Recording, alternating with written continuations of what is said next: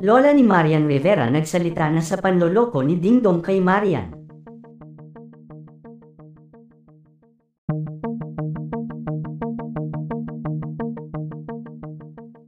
Kumpirmado nang ang anak ng aktor na si Dingdong Dantes ang tinutukoy na anak umano nila ng dating aktres na si Lindsay De Vera.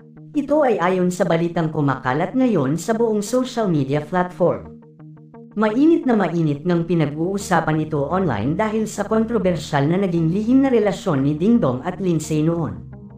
Matatandaan na taong 2021 nang una itong pinag-usapan sa social media na di umano ay naanakan nga daw ni Dingdong si Lindsay De Vera.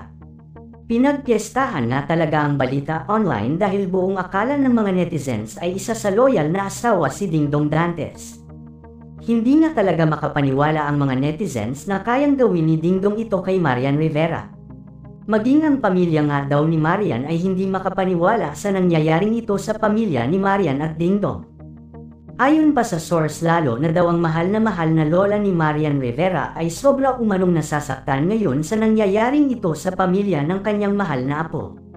Labis nga daw ang pag-aalala ng lola ni Marian ngayon lalo nang nagdesisyon itong umalis ng bansa kasama ang kanilang mga anak ni Dingdong.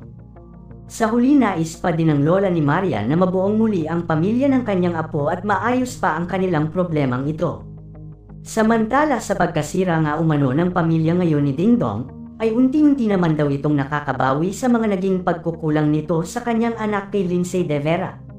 Napabalita kasi na binigyan ni Dingdong ng bahay at sasakyan ng bata at si Lindsay De Vera, na talaga namang maraming bumatikos sa aktor. Ayon nga sa karamihan ng dapat daw inuunang inaayos ni Dingdong Dantes ay ang kanilang pamilya ni Marian Rivera. Dapat daw nasundan nito ang kanyang mag-iina sa ibang bansa, at ayusin ang dapat ayusin habang may pag-asa pa. Subalit ayon nga sa balita ay tinatapos lang ni Dingdong ang dapat tapusin sa kanyang mga problema, at hindi naman daw maaaring hindi niya sundan sa ibang bansa ang kanyang mga anak para ayusin ang kanilang problemang mag-asawa. Handa kong harapin ang naging kasalanan ko sa asawa ko, ngunit handa ko din gampanan ang pagiging ama ko sa anak ko kay Lindsay. Hindi ko siya dapat pabayaan sa pagkakataong ito, para lang sa kahihiyang aabutin ko sa inyong lahat, handa akong magsakripisyo para sa mga anak ko. Saad umano ni Dingdong Dantes.